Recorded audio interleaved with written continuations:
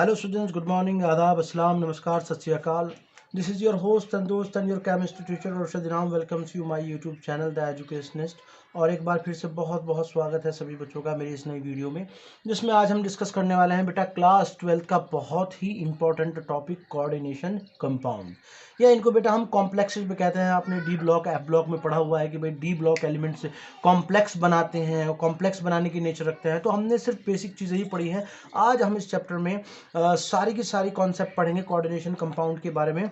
तो without wasting the time, नाम सुनते ही बेटा आप लोगों के माइंड में एक चीज़ आ जाती है, कोऑर्डिनेट बॉन्ड. आपने 11th क्लास के अंदर पढ़ा हुआ है. एक थर्ड टाइप का स्पेशल कोवेलेंट बॉन्ड होता है कोऑर्डिनेशन बॉन्ड. तो कोऑर्डिनेशन कंपाउंड के अंदर कोऑर्डिनेट बॉन्ड ही पाया जाता है. जब भी आप किसी कॉम्प्लेक्स को देखते हैं तो इस तरीके से एक आपको कंपाउंड देखने को मिलता है, कोबाल्ट NH3 का हॉल हेक्साइज और Cl3.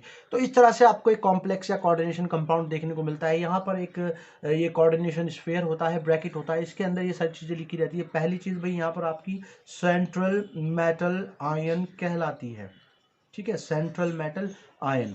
वहाँ पर आपको ब्रैकेट के अंदर इस तरह से कुछ नेगेटिवली चार्ज या न्यूट्रल मॉलिक्यूल देखने को मिलेंगे बेटा. इनको हम कहते हैं लिगेंड्स, राइट. और सेंट्रल मेटल एटम आयन और लिगेंड्स एक कोऑर्डिनेशन स्फीयर के अंदर बंद रहते हैं. उसके बाहर आपको कुछ इस तरह से स्पीशीज देखने को मिल जाएगी. उनको बेटा हम काउंटर आयन कहते हैं, काउंटर आयंस कहते हैं. तो बहुत ही इंटरेस्टिंग है कोऑर्डिनेशन कंपाउंड की केमिस्ट्री. और 6 मार्क्स आने हैं. सीबीएसई ने टर्म 2 के अंदर इस चैप्टर को इंक्लूड किया है और 6 नंबर का इस चैप्टर से आएगा. तो स्टेप बाय स्टेप सभी बेसिक टर्म्स और कॉन्सेप्ट को सीखते हुए चलेंगे. Coordination compound are the compound in which the central metal atom is linked to number of ions or neutral molecules by coordinate bond. By donating the lone pair of the electrons by these ions or neutral molecule to the central metal ion. तो आपने पढ़ा हुआ है कि coordination bond कैसे बनता है. दो एलिमेंट के बीच, दो एटम्स के बीच एक एटम अपने लोन पेयर को प्रोवाइड कराता है, जिसको डोनेटर कहते हैं, दूसरे को एक्सेप्टर कहते हैं. उनके बीच में एरो के साइन से कोऑर्डिनेशन बॉन्ड बनता है. तो कोऑर्डिनेशन कंपाउंड इनको इसीलिए कहा गया है क्योंकि इनके अंदर कोऑर्डिनेट बॉन्ड बनता है. डेफिनेशन हमने यहाँ पर देख लिया कि भाई ऐसे कंपाउंड जिनके अंदर कोऑर्डिनेट बॉन्ड बनता हो उनको हम कॉम्प्लेक्स या कोऑर्डिनेशन कंपाउंड कहते हैं. And the branch of the inorganic chemistry dealing with the study of the coordination compound is known as the coordination chemistry. आगे बढ़ने से पहले ये जान लेना बहुत जरूरी है कि भाई आपके सॉल्ट और कॉम्प्लेक्स में क्या डिफरेंस होता है. दोनों ही देखिए, आयनिक कंपाउंड के अंदर तो आयनिक बॉन्ड पाया जाता है, लेकिन कोऑर्डिनेशन कंपाउंड के अंदर भी कोऑर्डिनेट बॉन्ड और आयनिक बॉन्ड पाया जाता है. बेसिकली दोनों सॉल्ट होते हैं. तो ये जानना बहुत जरूरी है कि बेटा एक सॉल्ट, नॉर्मल सॉल्ट और कोऑर्डिनेशन कंपाउंड या कॉम्प्लेक्स में क्या डिफरेंस होता है. तो बहुत ही आसान है भाई. अगर हम किसी सॉल्ट की या किसी डबल सॉल्ट की बात करें, मैं यहाँ पर ले लेता हूँ नंबर 1 एग्जाम्पल KCl.MgCl2.6H2. ये एक आपका एक नॉर्मल आयनिक सॉल्ट होता है. तो डिपेंडिंग अपॉन हाइड्रोलाइसिस हम इनको डिस्टिंक्ट कर सकते हैं, इनको डिफ्रेंशिएट कर सकते हैं. फॉर एग्जांपल, जब आपका कोई नॉर्मल सॉल्ट वाटर के अंदर डिसॉल्व किया जाता है तो उसके जितने भी कॉन्स्टिट्यूंट आयन होंगे बच्चों, वो एज इट इज आपकी क्या हो जाएंगे, आयनाइज हो जाएंगे, लाइक दैट. ठीक है, जितने भी कॉन्स्टिट्यूंट आयन से मिलकर कोई सॉल्ट बना है, आयनाइजेशन पर वो वाटर मिल जाता है, वापस मिल जाता है. लेकिन अगर हम कोऑर्डिनेशन कंपाउंड की बात करें, एक बार आपका कोऑर्डिनेशन कंपाउंड बन गया बच्चों, तो इस कोऑर्डिनेशन स्फीयर के अंदर, ये जो ब्रैकेट में आपको दिखा रहा हूं, इस कोऑर्डिनेशन स्फीयर के अंदर कुछ भी आपका होगा तो वो अपनी आइडेंटिटी खो देता है, वो उससे अलग नहीं होगा. चलिए देखते हैं कैसे आयनाइजेशन होगा यहाँ पर. तो 4 पोटेशियम प्लस और आपका FeCN6 कोऑर्डिनेशन स्फीयर 4 नेगेटिव. तो इस तरह से आपका एक कॉम्प्लेक्स आयन बनता है. अब कॉम्प्लेक्स आयन के अंदर जितने भी आपके कॉन्स्टिट्यूंट एलिमेंट्स या एटम्स होंगे वो अपनी आइडेंटिटी को खो देते हैं, उनको वापस नहीं लाया जा सकता है. तो एक बार शुरुआत से हम देखते हैं कि भाई जो डबल सॉल्ट होता है वो अपने कॉन्स्टिट्यूंट आयंस में आयनाइज हो जाता है, लेकिन एक बार आपका कोऑर्डिनेशन कंपाउंड बन गया तो उसके कॉन्स्टिट्यूंट आयन में नहीं आप वापस ला सकते. वहां पर एक कॉम्प्लेक्स आयन इस तरीके से बन जाता है. अब जैसा इन कंपाउंड को, इन कोऑर्डिनेशन कंपाउंड को नाम दिया गया है बेटा कॉम्प्लेक्स, तो इसी तरह से इनकी केमिस्ट्री भी बहुत कॉम्प्लेक्स होती है. लेकिन अगर हम कुछ बेसिक टर्म्स, बेसिक चीज़ों को जान लें, समझ लें कोऑर्डिनेशन कंपाउंड या कॉम्प्लेक्सेस के बारे में, तो हमें कोई प्रॉब्लम नहीं होती. तो चलिए स्टेप बाय स्टेप इसके कुछ बेसिक टर्म्स को जान लेते हैं भाई. सबसे पहले आपका हो जाएगा भाई ligands. Ligands and central metal ion. तो कोऑर्डिनेशन कंपाउंड के अंदर भाई लिगेंड और सेंट्रल मेटल आयन के बीच में ही आपका कोऑर्डिनेशन बॉन्ड बनता है। फॉर एग्जांपल यहां पर मैं एक एग्जांपल आपके सामने बना देता हूं, जैसे अभी मैंने कॉम्प्लेक्स आयन बनाया था यहां पर कोऑर्डिनेशन स्फीयर के अंदर FeCN6 4 नेगेटिव। तो ये कॉम्प्लेक्स आयन है, इन दोनों के बीच में ही आपका कोऑर्डिनेट बॉन्ड बनता है। तो ये आपका जो कोऑर्डिनेशन स्फीयर शुरू होते ही एलिमेंट होता है, मेटल होता है, इसको सेंट्रल मेटल आयन कहते हैं। और बाद में कुछ नेगेटिवली चार्ज्ड या इलेक्ट्रॉन रिच न्यूट्रल स्पीशीज होती हैं जो इस सेंट्रल मेटल आयन को इलेक्ट्रॉन पेयर प्रोवाइड कराते हैं और उनके बीच में कोऑर्डिनेशन बॉन्ड बन जाता है कुछ इस तरीके से। ये सेंट्रल मेटल आयन है और भाई ये आपके साइनाइड यहां पर दिए हुए हैं। यहां पर कितने साइनाइड हैं? 6 साइनाइड दिए हुए हैं। तो each and every cyanide donate a pair of electron to the central metal ion, जिससे इन लिगेंड्स के बीच और सेंट्रल मेटल के बीच क्या होता है भाई, आपका कोऑर्डिनेशन बॉन्ड बन जाता है। लिगेंड्स बहुत ही इंपॉर्टेंट रोल प्ले करते हैं कॉम्प्लेक्सेस के बीच, कोऑर्डिनेशन कंपाउंड के बीच। तो लिगेंड्स को जान लेना बहुत जरूरी है। द डोनर एटम्स, मॉलिक्यूल्स और anions which donate a pair of electron to the metal atom और ion to form a coordination bond are called ligand. यहां पर जो मैंने अभी साइनाइड और अमोनिया का एग्जांपल दिया था बेटा, वो आपके लिगेंड होते हैं। अब फॉर एग्जांपल वो नेगेटिवली चार्ज आयन भी हो सकते हैं, क्लोराइड आयन, ब्रोमाइड आयन, है ना, iodide ion, nitrate ion etcetera, क्योंकि ये नेगेटिवली चार्ज स्पीशीज है। या कोई न्यूट्रल स्पीशीज भी हो सकती है भाई, जैसे अमोनिया हो गया, अमोनिया के बीच नाइट्रोजन के पास एक लोन पेयर होता है।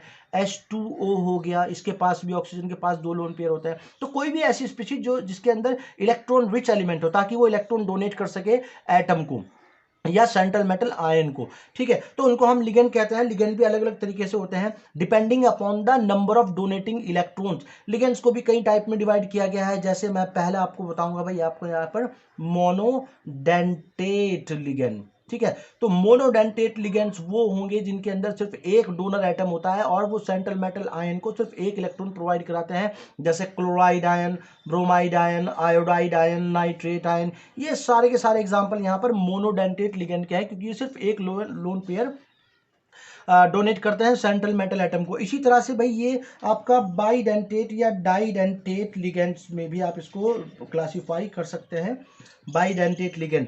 तो डाई या बाइडेंटेट लिगेंड्स वो लिगेंड्स होंगे जो कि एक ही मॉलिक्यूल सेंट्रल मेटल एटम को 2 लोन पेयर प्रोवाइड कराता है। फॉर एग्जांपल यहां पर मैं पहला एग्जांपल आपके साथ रख देता हूं, CH2 दोनों जुड़े हुए हैं, यहां पर 2 एमीन के ग्रुप लगे हुए होंगे, ठीक है, दोनों के पास एक एक लोन पेयर होता है। तो ये दोनों के दोनों एक ही सेंट्रल मेटल एटम को एक ही साथ में 2 आपके इलेक्ट्रॉन पेयर प्रोवाइड कराते हैं।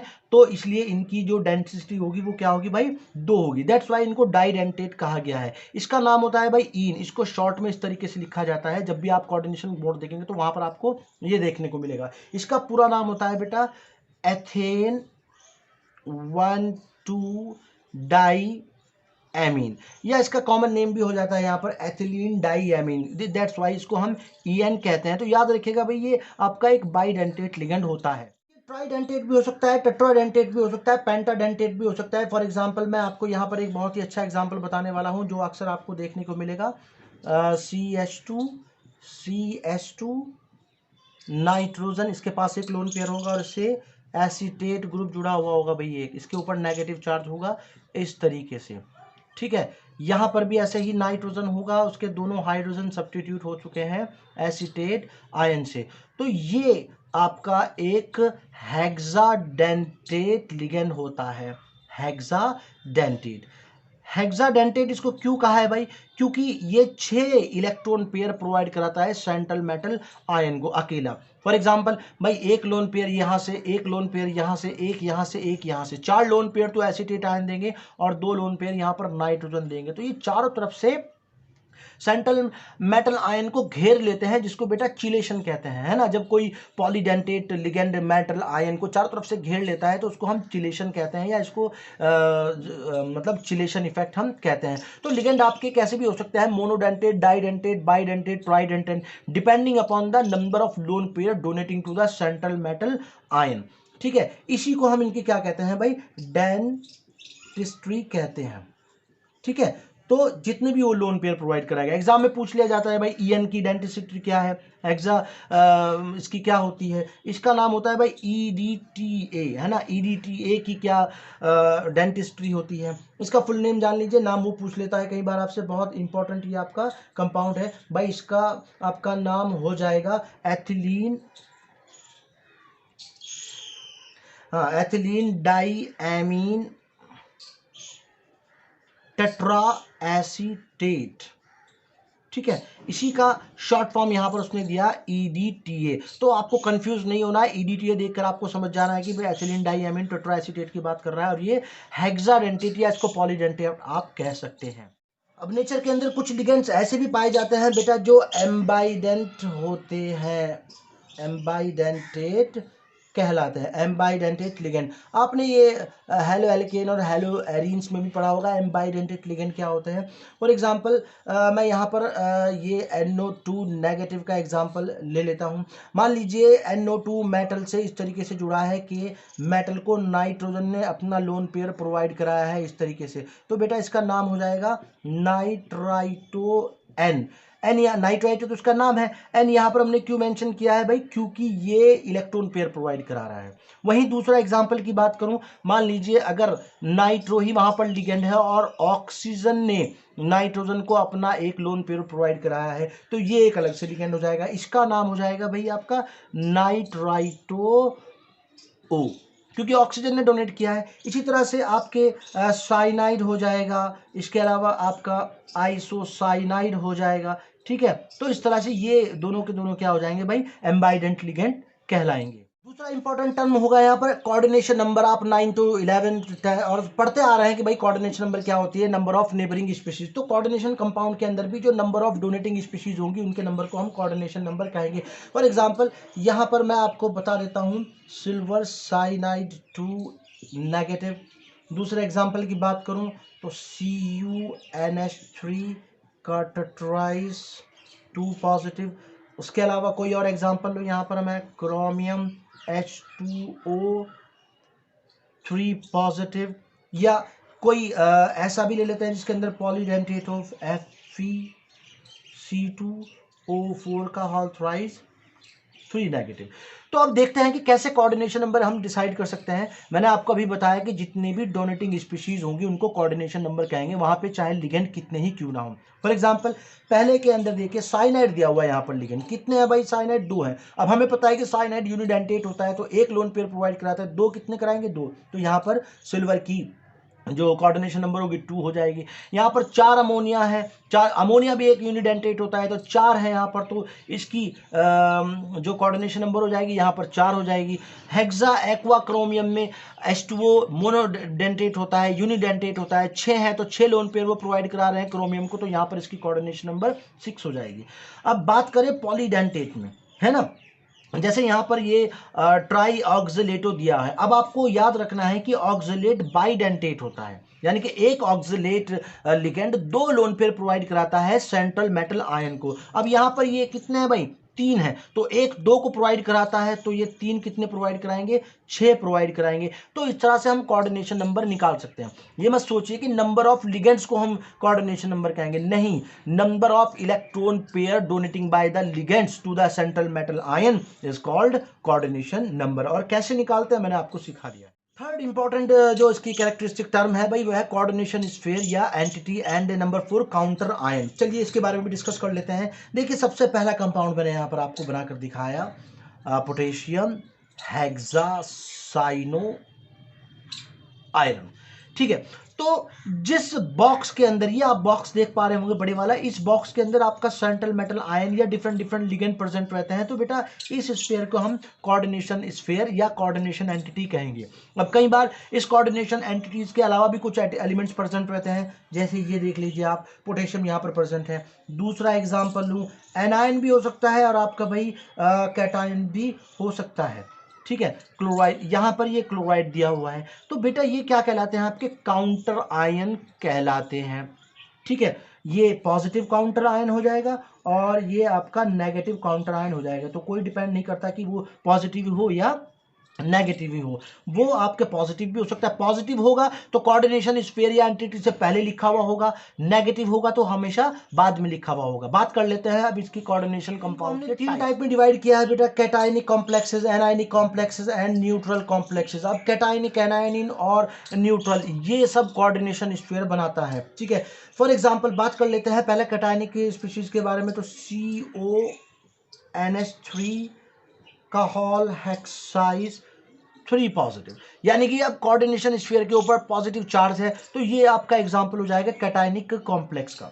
बात करें एनायनिक कॉम्प्लेक्सेस में, तो ये कोऑर्डिनेशन स्फीयर आपका एनायनिक हो जाएगा। फॉर एग्जांपल FeCN6 4 नेगेटिव, तो यहाँ कोऑर्डिनेशन स्फीयर के ऊपर नेगेटिव चार्ज है, तो this is the example of anionic complex. और न्यूट्रल कॉम्प्लेक्स में नाम से ही पता लग रहा है भाई, इसके ऊपर जो कोऑर्डिनेशन स्फीयर होगा उसके ऊपर ना कोई नेगेटिव चार्ज होगा और ना ही यहाँ पर उसके ऊपर कोई पॉजिटिव चार्ज होगा, जैसे ये एग्जांपल मैंने दिया।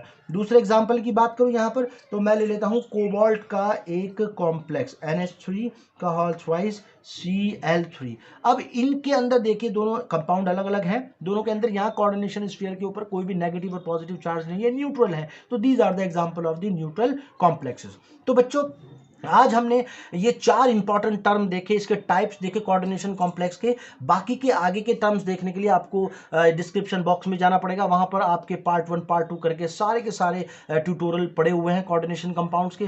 तो वीडियो कैसी लगी मुझे जरूर बताइएगा और जाते हुए इसको थंब भी दीजिएगा और मेरे चैनल को सब्सक्राइब भी कीजिएगा। Now this is your host and दोस्त एंड योर केमिस्ट्री टीचर औषधि नाम taking signing off. Thank you, have a nice day and bye bye.